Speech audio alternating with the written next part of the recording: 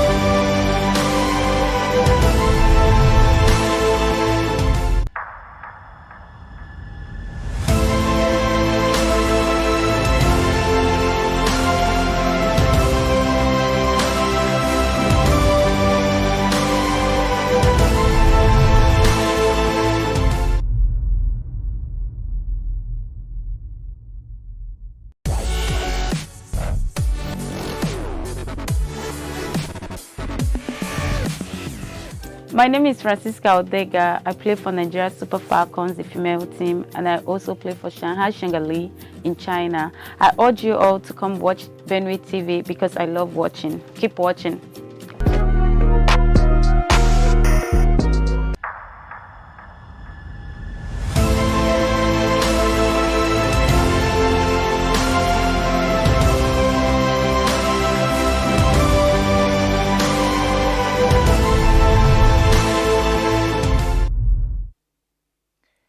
Welcome to The Anchor. I'm Benjamin Ngutsav. The Nigerian state is being queried by many Nigerians rising from primarily injustice.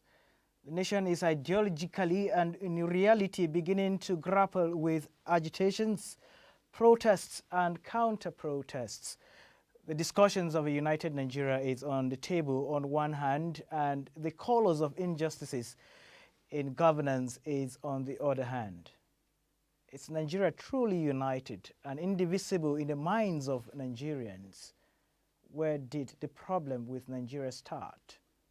My guest today on the program is Dele Farotimi, a Lagos-based lawyer, author, and public commentator. He joins me virtually from Lagos to look at the issues with Nigeria.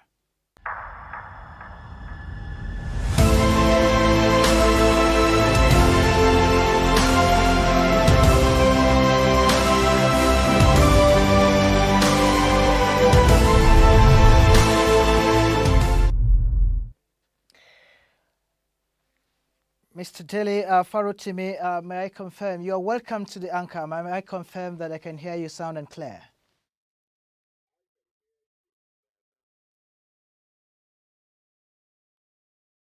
All right. Okay, we'll try to rectify that in a moment, but let's begin with this. In a short while, maybe you have to see me as the program continues. Let's begin with this. No problem. Let me get your thoughts on the protest, the NSAS protest as it began, and it has turned another way around, as the case may be, hoodlums and hijackers. But let me start by asking you, how did the protest come to you? How did it? How did the NSAS protest come to you? Well, for me, I'd been hearing of NSAS for some time, but the last episode, which has led all of us to where we are now, is a completely different kettle of fish. It was just something that people looking to reform the system were mouthing. But this last time, the energy was completely different, I guess, because a lot of issues converged around the issues of NSAS. by the time it started. So I was just like any other person in Lagos, at least of my own age, because you would hardly expect that a SARS man would stop me. So for me, SARS was never an issue for me personally. Not that I haven't heard of their excesses, either from clients or from accounts of their victims, because it's become a rather notorious unit of a rather notorious police force anyway. So when the agitations started, it caught my attention because of the energy that I was perceiving from the young people who appeared to be at the center of everything. So we, myself and a few friends, we were looking at them, wondering what they were up to. And we realized that they were quite determined to, have their voices heard. So we kept watching because they were quite standoffish about allowing people of my own generation anywhere near them. They wanted it clear that this was their struggle, and rightly or wrongly, they perceived my own generation as having sold them out somewhere along the line. So they were quite hostile to approaches by some of us. I never bothered to, but I was watching. And they caught everybody's imagination by the organization of their protest, the peaceful nature of that protest. They caught everybody's imagination, and it was something that everybody was happy about. But I want to look at the topic we have here for today. We want to look at it very well. We will be looking at Nigeria, the issue and the issues it has. And from the views you have all written down in your 277 pages book titled Do Not Die in Their War, a treatise on Nigeria's contemporary political trajectory. Before I go into the main issues, some of the issues or some of the critical statements you made in that book, may I ask you, why did you choose this particular title, Do Not Die in Their War? it would seem pretty obvious already if you really do take the time to look at our society, our country.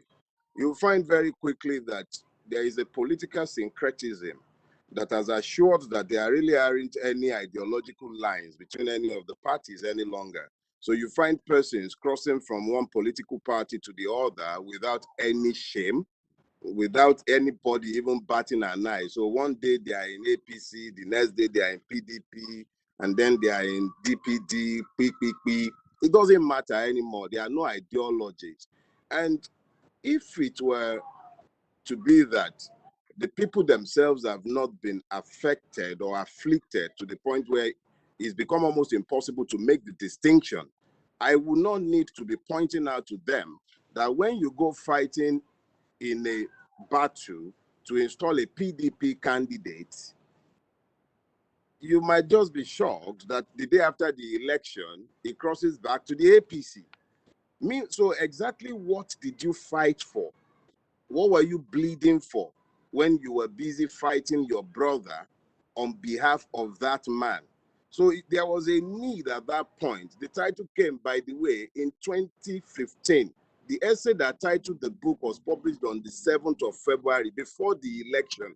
And I was making clear to all, before the election of General Buhari, that it was clear to me that there was no difference. There were no differences of any sort between the political class.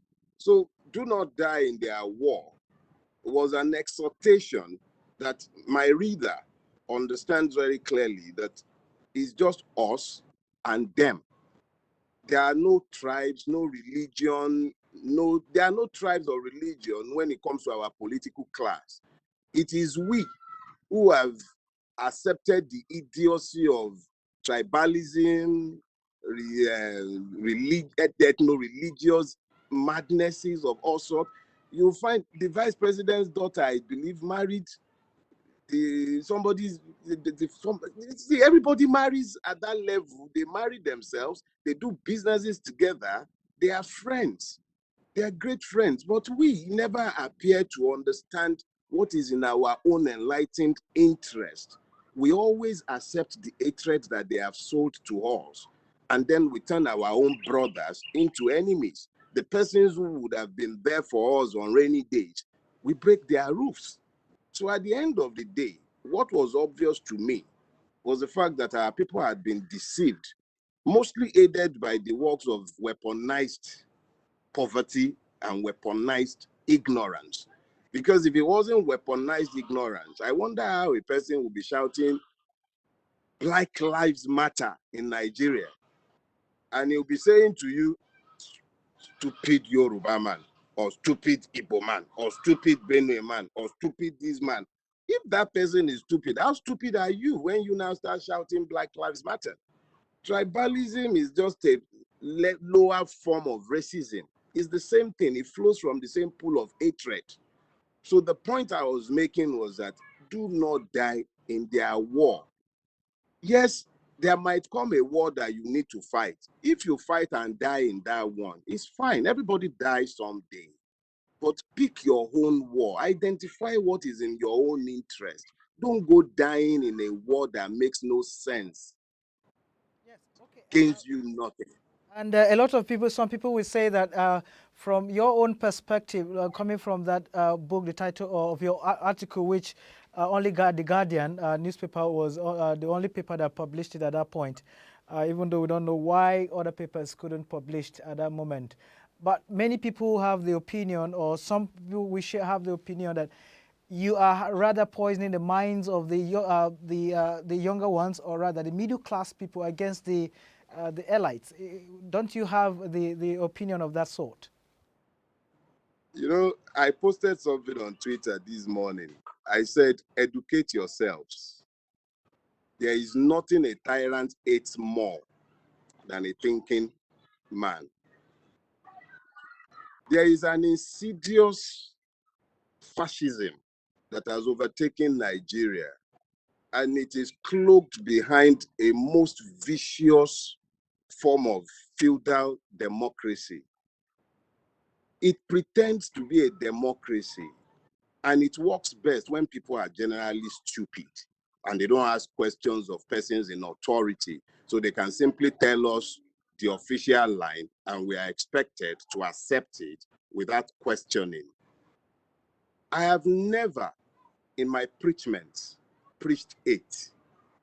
Never, not once. Go through the book I have written.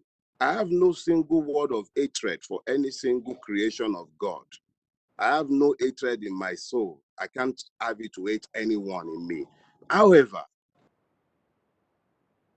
the truth is an offense. It's not a sin. I have only sought to tell the truth so that the truth sets all of us free. If I am saying to people that, look, they tell you you are in a democracy, look around you. There are basics for definition of what a democracy is. In a democracy, the rulers are accountable to the ruled. And by the way, we will not be talking about rulers and the ruled. We will be talking about citizens and their elected leaders. We can't say that in relation to Nigeria, however offensive some people might find these words. The truth of the matter is that nowhere in the world would a policeman clothed with the citizen's salary, and that's when he's properly clothed, which I can't say of the Nigerian policeman, salaried by the Nigerian taxpayers' money, how can he turn their guns on fellow citizens, human beings? Look, each and every one of the holy books, the Bible and the Quran, prescribes how you slaughter animals with reference. Even Americans and their madness, when you watch their hunting, they've got blood loss. When they shoot an animal, they bend down, they put their hand in the blood, anoint their head, and bless the animal for feeding them. But the Nigerian police will turn the gun purchased with Nigerian money on a fellow human being, and there is no accounting. And we are expected to keep quiet, accept it. So talking is inciting the people, pointing out the incongruity of a system that defines itself as a democracy, but that is anything but democratic. pointing out the fact that our judicial system is anything but just, pointing out the fact that the ruling class has become so sybaritic that we spend the bulk of our national resources maintaining a ruling class that is not accountable to us. And I am the one who is inciting. You see, I repeat again, the truth is an offense. It is not a sin. There are several copious laws against incitement to hate or anything. If I've done any such thing, they are pretty good at fishing out all kinds of charges. That's been the exclusive preserve of the Nigerian state for the last 54 years. Let them go ahead and charge me for anything I have done. I've not said anything wrong. I've not preached hatred. I've never preached against the unity of Nigeria. If anything, I have been more of a patriot than any one of the lot of them that might see fit to accuse me of anything of the nature. I have preached Nigeria consistently, even when Nigeria has consistently slapped me. Okay. So what else is anybody going to ask of me? Okay, let's look at this. As I said at the opening, I made mention. I said you have made quite a handful of categorical statements in your Yes, book. In your book, and I want us to look at them, a few of them, if with time, if it permits us. You said, and I want to quote you here: Nigeria state is built on basic lie. Many may not agree with you on this statement. You see, the beauty of the human brain is that we are the only one, at least as far as we know, we tell ourselves we are the only creation of God with the capacity to reason and choose. We can disagree on our conclusions, but we can't really disagree on facts. Facts are either facts or they are not facts. And the facts as they exist today suggest that in fact, it does not suggest, it proves that Nigeria has been built on a pack of lies. And that is why we've had all sorts of eruptions to our governance systems, and we have refused to develop in the last 60 years of our national existence. It is simply because we have been constructed on a pack of lies. Let me show you one. Even the name is a lie. The Federal Republic of Nigeria. What is federal about Nigeria? Please, my brother, what is federal about Nigeria? The last time, in fact, let me even move away from there first. Let's go to the Constitution. The Constitution of every country should at least be the basis for the existence of that country. The 1999 Constitution is a lie, a complete fraudulent document. It says, we, the people. Who are those people? A few generals and their consigliaries in the civilian cadre. Those are the people of Nigeria. Those are the people who took the only time, the last time the Nigerian people sat down and agreed a way of governing themselves. They agreed nothing close to what is being forced on them today. The last time we had 4 regions to this country. Can you please? I'm on here, my son. Please, that is on here. Go ahead. I'm sorry, please. My son came around. That is on here. I want to. Go to mommy. Mommy will give it to you. I'm sorry, please. I have never had reason to do this on here before, but my son just came to me. He's autistic. He can't speak for himself. I have to speak for him. That is one of the reasons it is impossible for me to see the nuisance I am seeing all around me and pretend like all the others who are pretending like they don't see it. Our children, would they be able to live in the lie that we are building when we are dead? Which one of us will not die? So to answer your question, the Nigerian Constitution is in itself a document of falsehood, a lie. Now, the name, Federal Republic of Nigeria. Nigeria is the only federation in the entire wide world where the federation creates federating units. The last time the Nigerian people sat together to agree how they wish to be governed and structured, they agreed a 4 regional structure. there were intentions to create additional ones, and I believe that the Middle Belt was supposed to have come out, and one other. There was a total look. They were looking at a six regional structure before the 1966 coup. But as at the point of the coup, the 1963 Constitution had 4 regions. And without the involvement of the will of the Nigerian people, but always by the dictate of men who shot their ways into power, Nigeria was restructured, and it is no longer a federation today. It is a unitary state where everybody goes cap in hand to Abuja, where you can't build rail lines. You cannot build rail lines without going back to the federal government. What kind of federation is that? So why can't we say this to ourselves?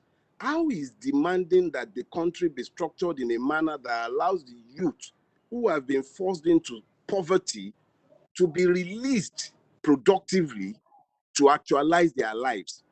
How many Nigerians are able to go to school being governed the way we've been governed in the past years? How have we been able to function optimally as a people? And yet, those of us who are pointing out the anomalies are the ones that are considered the troublemaker. Those of us, for instance, now asking, what really happened in Lekki? We are the ones that are now deemed the troublemakers. When a society subjectivises the truth to the point where it becomes dangerous to tell the truth, that society is on its way not only to perdition, but to implosions that might damage it irreparably. So please, when people say that those of us who dare to tell them the truth they don't like to hear are the troublemakers, we are not troublemakers. We are actually the peacemakers. Because no matter how long you suppress a truth, it will come up eventually. And that is why you see the different eruptions you see all over Nigeria. Each and every one of them is as a function of a repressed anger, grievance, brutally repressed by the state and our rulers. So it is not by accident that we are where we are.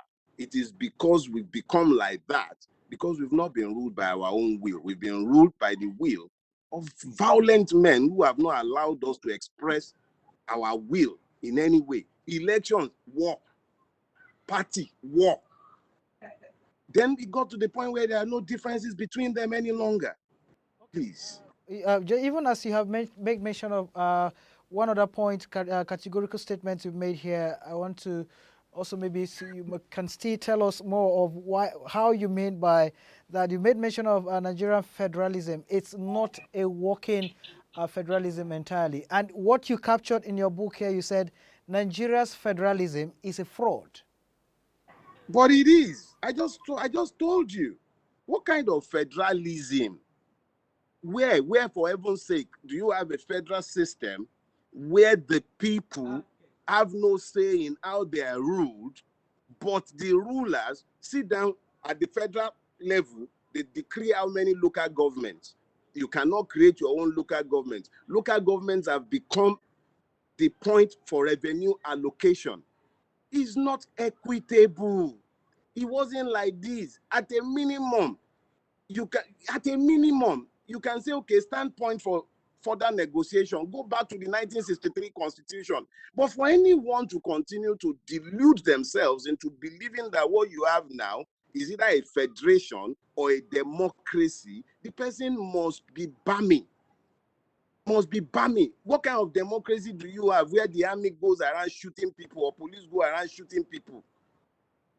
Okay, how? We normalize these insanities by our silence. Let's stop keeping quiet and calling spade the garden tool. It's not a garden tool, it's a spade. We are not in a democracy, and this is not a federation. Let's stop lying. One will ask you, you actually said it is a unitary system of government, not a federation. That's the best you can call it. I didn't say it's a unitary system, but that's the best you can revert to if you must ascribe any governance to it at all. That is the best you can call it. Okay, I want to draw your attention to one aspect again. One thing you've made in your book, Do Not Die in Your War. in their war. That is what you written here. You made mention, you said, it appears in that book, what I've read, and it said, you have been a bit of very unhappy with the Nigerian system, the structure, and the political governance. Just having the temptation, or rather, I want to ask you, for how long have you harbored this unhappiness? What is wrong with the system? You made mention of some of the system, the faulty system we have, the structure. What can we be? What should Nigeria be doing to correct these structures and the political governance? If we must have a way forward, Nigeria must have a way forward. See, I must first of all thank you. Thank you very much. Very few interviewers have taken the time to read my book or research it as well as you appear to have done. And for that, I'm grateful, because we can have a conversation based on understanding, if I may. Now, my experience with the Nigerian nation has been one pockmarked with pain all of my life. When you have a country where the content of your character is not sufficient to determine the trajectories of your life, and you have to grapple with quota system to go to school, you have to grapple with seeing a deliberate weaponization of poverty, the way the middle class were. I grew up watching the middle class, including mine, my parent, my mom. I grew up watching these wiped out by the coming of Buhari and the succession of military rulers. And it was clear to me that Nigeria was not structured in a way that was intended to allow the citizen who is denied citizenship the opportunity to maximize himself. Look, people don't take the time to ask themselves, what would make young men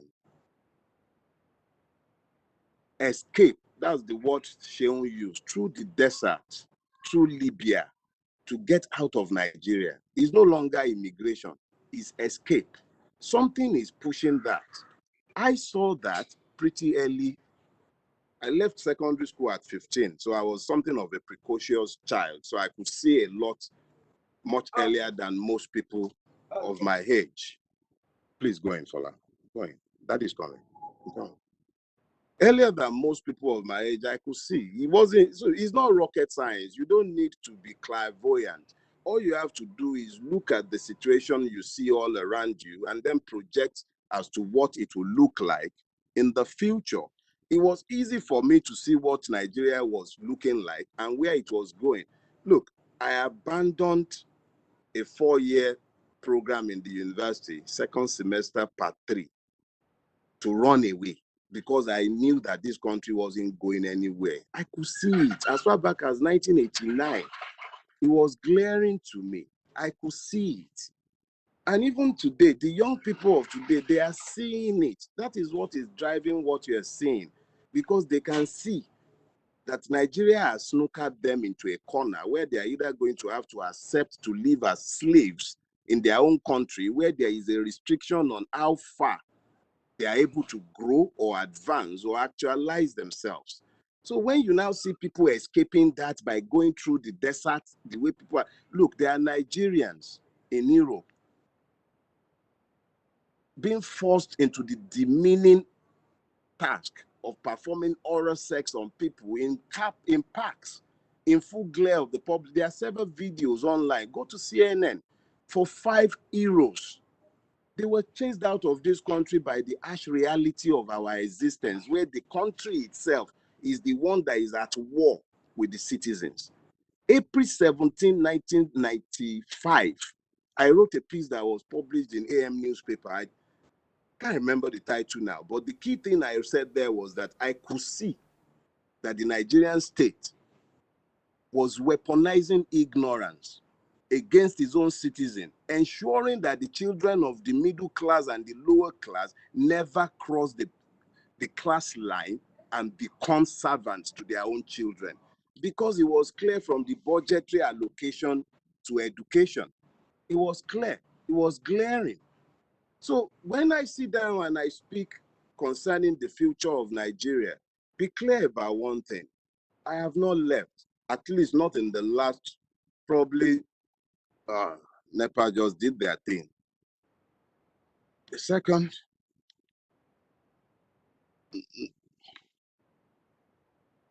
not in the last 30 years, I've not left this country. This is where I live. When I go out, I come back. And I can't live anywhere else, and I don't intend to live anywhere else either. So when we complain or we wail, we're not wailing because we hate Nigeria. We're wailing because we love Nigeria, and we want Nigeria to be better than it currently is, because it has the capacity to actually be.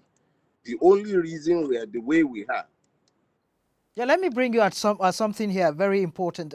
Still in your book, and regarding what happened at the toll gates last Tuesday, where we had protesters being killed. And I'll read it a little bit out. And you wrote it in your book. You said, I started writing this book sometime back in 2011. Bola Ahmed Tinubu's appropriation of the Lekki Express. My concern is this Lekki Express way was the trigger for the release of the pain that has been the main motivation for my literal exertion. I wrote to protest, I wrote to mobilize, and I then wrote in frustration as I watched the truncation of conscious attempts by the citizens to protest the injustice. Is there any relationship between what you experienced at that moment with what happened at the Tuesday killing of the protesters at Lekki Toll Gate? Look, what happened at Lekki Toll Gate must be understood, because people who are constantly forgetful of their history are doomed to keep making those mistakes over and over again. What happened at Lekki Toll Gate didn't start at Lekki Toll Gate. What happened at Lekki Toll Gate had happened in Kaduna when the Shia was slaughtered in broad daylight. And even by the Tribunal of Inquiry report issued by the Kaduna state government itself, the Nigerian army grossly and wickedly understated the casualty figure. I believe they said only 7 people died, only, as though those were chickens. The state's own panel accepted that 347 were killed. Those were human beings, Nigerian citizens, but they were killed without account. All that. Zaki Biam, closer to you, during Obasanjo's time, wiped out. Not one single person was held to account. Ogoniland, people dehumanized, wiped out. Not a single person accounted. 1994 November, when Abacha was going to take over, army trucks driving behind, soldiers in front on Ikorodu Road. They didn't tell me, I saw it. Shooting people who were protesting, and the flatbed was picking their corpses. The families who lost people never got closure because they never knew where those corpses were buried. Whether they died, whether they got lost, nobody knew.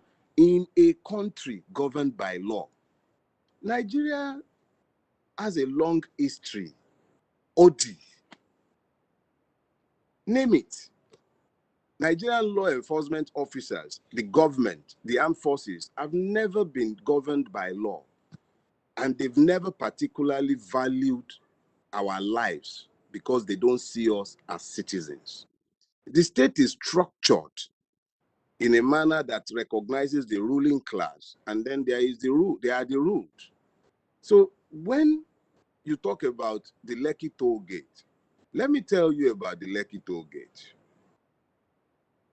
The Lekki Toll Gate is just a metaphor for everything that is wrong with Nigeria.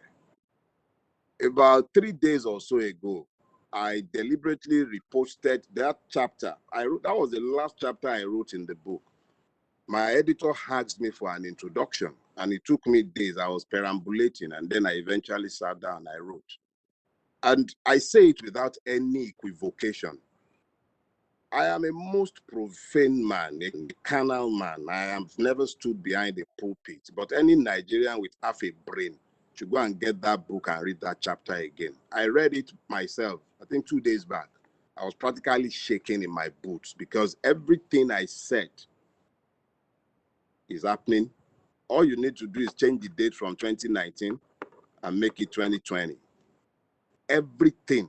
So anyone that is talking about the Lekki Toll Gate and focusing on the Lekki Toll Gate, or focusing even on the person of Bola Ahmed Tinubu, is wasting his time, because it's not really about toll gates and persons. It's about a system.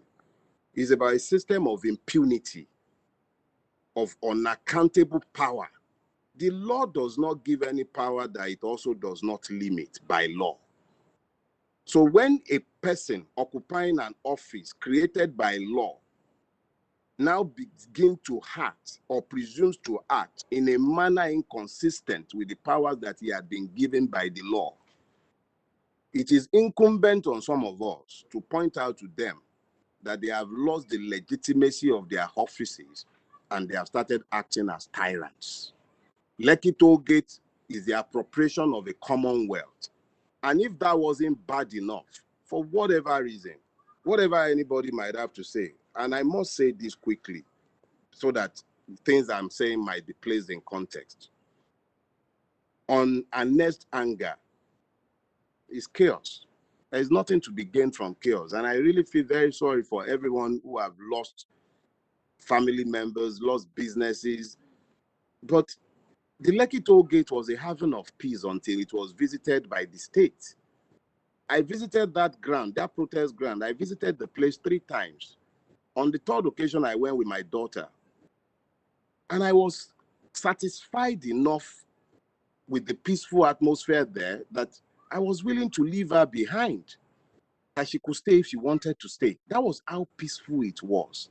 It took the Nigerian state to turn the protest at Lekki into the bloodbath. We don't even know how many people died because the state, can you imagine that?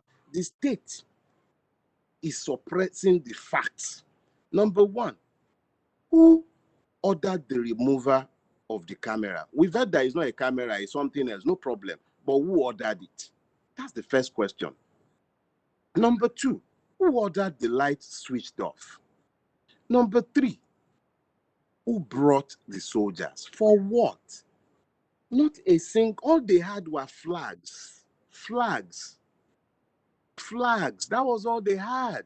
Flags. And they were being shot. Whether these were blanks, whatever any story anybody might have to say, for our citizenship to be recognized, even our very humanity, there must be an account.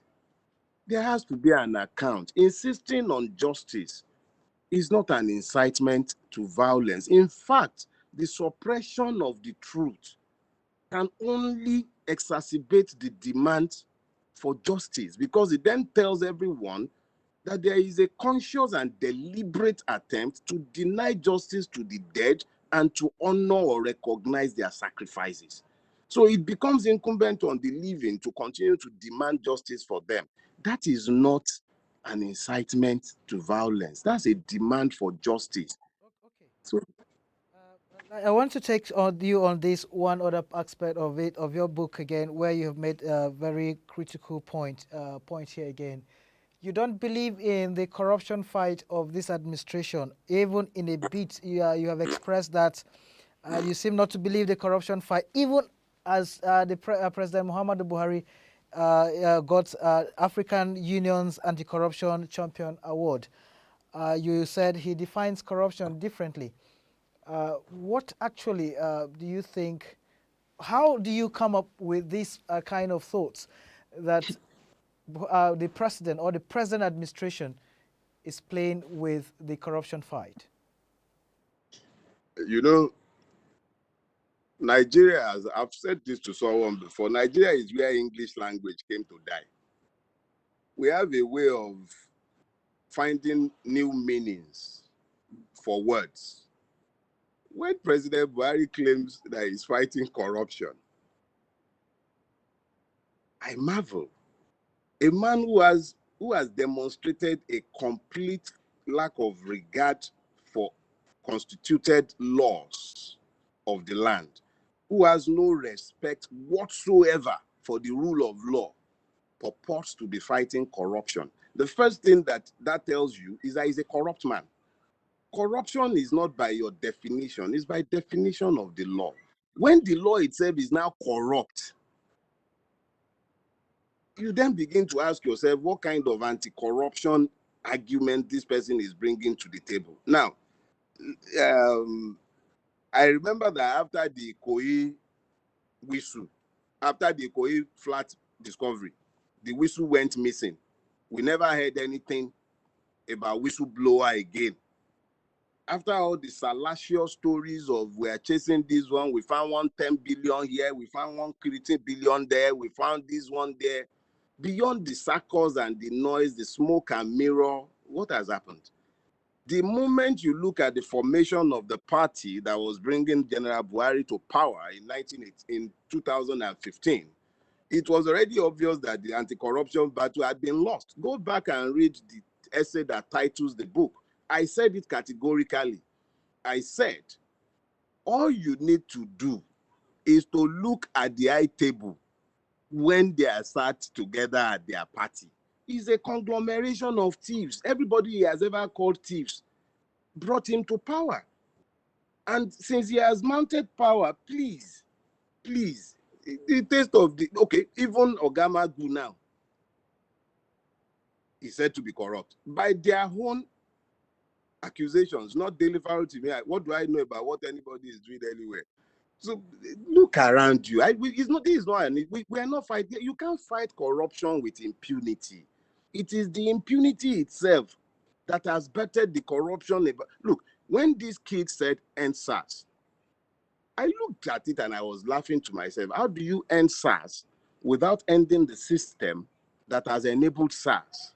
Without ending that system, you merely what you would end up doing might be likened to railing at the fruit of the tree without addressing the fact that the tree itself is the problem. So when they said end SARS, and as usual, very well practiced Nigerian state say, okay, it's no longer SARS, it's now SWAT. And those kids say, bam, bam, bam, bam, bam. And SWAT is the same thing. I knew at that point that Nigeria had come to an inflection point. Yes, and that brings me to one question here that I want to ask you. In your book, you also predicted a war. You said something, you said it has commenced in earnest and it will get much worse before it begins to get better. Is it the war we are seeing now that you had predicted? Yes and no. Yes, because we've entered a chain of events that are bound to trigger that critical point when because Nigeria is approaching, we're actually almost at that junction where we would have to answer certain critical questions for ourselves. How do we want to live as a people? How do we wish to be governed? Because it's already obvious there are very few Nigerians you speak to who are not already saying this does not work for them. You will only find a very few who believe that the system is working. There are a lot who don't know who the real enemies are. They've been told it's the Igbo man, they've been told it's the Benue man, they've been told it's the Yoruba man, they've been told it's the Fulani man, they've been told it's the Hausa man. They've been told it's one person or the other. But what most people have failed to understand is that in the last 21 years, to a reasonable extent, each and every one have been ruled by their own types. So Yoruba land has been ruled by the Yorubas. Igbo land have been ruled by the Igbos. Benue has been ruled by the people of the Benue Trough. So essentially, responsibility for most of the failure should also go to our local rulers. But our people had not been looking at that. But if you look at the pattern of events since this awakening began, you will find that the state itself is jittery, is sponsoring violence against its people because people are already seeing. We are seeing that, after all, we might be different from each other in terms of tribes and religion, but we're all Nigerians ultimately. Nnamdi Kanu, for instance, actually came out and spoke like a Nigerian. Can you believe that? He spoke to Nigerian unity. He took those men, those young boys and women, and those young men and women who protested all over this country to awaken that national consciousness. I would like Dele Farotimi to rejoin the. We're having some issues with network there. I would like him to come back to. Let's have one more question to before we end this conversation. At the moment, we're speaking with Dele Farotimi. He's a Lagos-based lawyer and also a public commentator as well. We will go on a very quick break, and when we come back, we will have his concluding thoughts on some of these issues. So stay with us.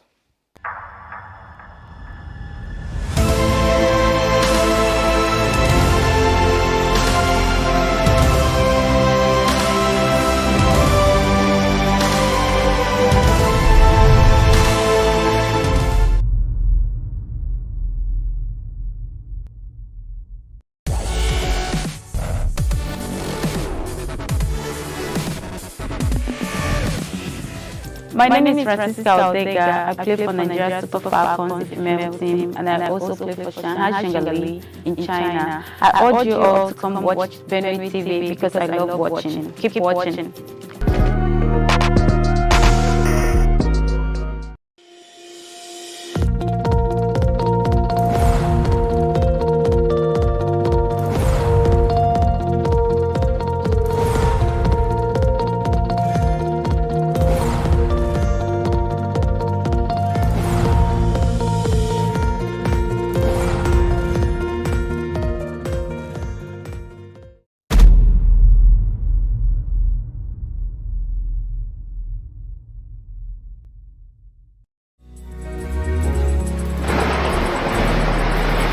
I am Samuel Otom, Governor of Benue State. Benue Television is here. Keep watching Benue Television.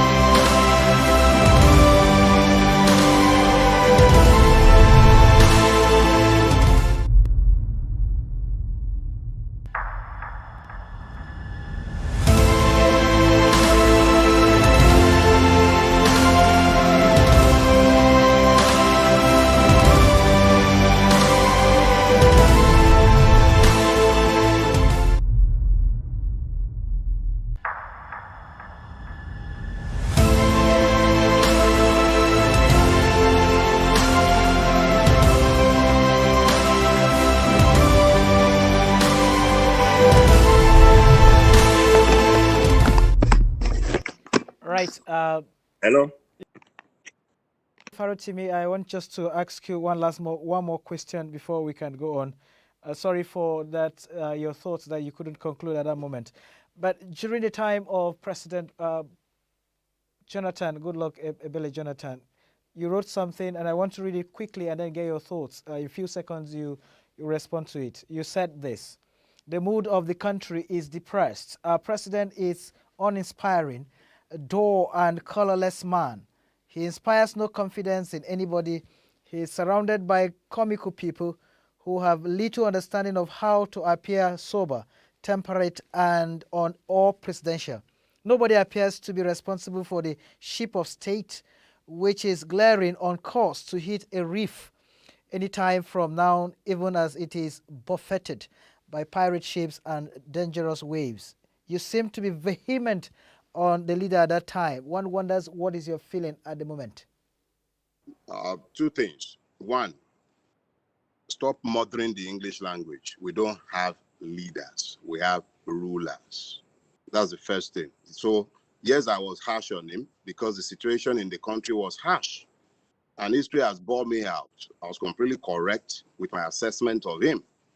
But, you know, it's a terrible thing when a man was marketed as the Messiah. President Buhari, unfortunately, has the burden of having been marketed by the marketing genius of Bola Ahmed Tinubu and the APC machine. He was marketed as the change, the Messiah that we had been waiting for. And the same essay from which you just read predicted, and you should clap for me at least, that nothing will change. The APC is the PDP, and the people have only bought an illusion. Those were my words. Now, to ask me how I assess the current president, if there has ever been, look, I'm being careful because there are some times when the truth, people take offense at the truth because it offends the lies they have told themselves. But the only word I can use for President Buhari without being uncharitable would just be to say he's been a sniveling, abject failure. There is absolutely nothing that has improved since he came to power. Nothing. Everything has grown worse, progressively worse. The only thing progressive about this government is the height of the suffering and the injustice in the land. People are hungrier. Our currency has diminished beyond words. Yeah, keep blaming it on what happened 5 years ago. But how many people from 5 years ago are not in his government today? So when you say is the PDP, okay, so where are the PDP people? They are in the APC. And then where are the APC people? They are in the PDP. Sometimes when you twist your neck, you would almost get dizzy. So for me, really, on every count, President Buhari has been a resounding failure. It's painful because his failure is also the failing of the Nigerian state. My people say, if the tree is not balanced, the birds perching on top of it cannot be living at peace as well. So it's the failure has been painful wherever you turn, but that's what it is, a failure. All right, Dele Farotimi, it's been interesting talking to you, and thank you for joining me on The Anchor. Thank you for having me. It's been a pleasure.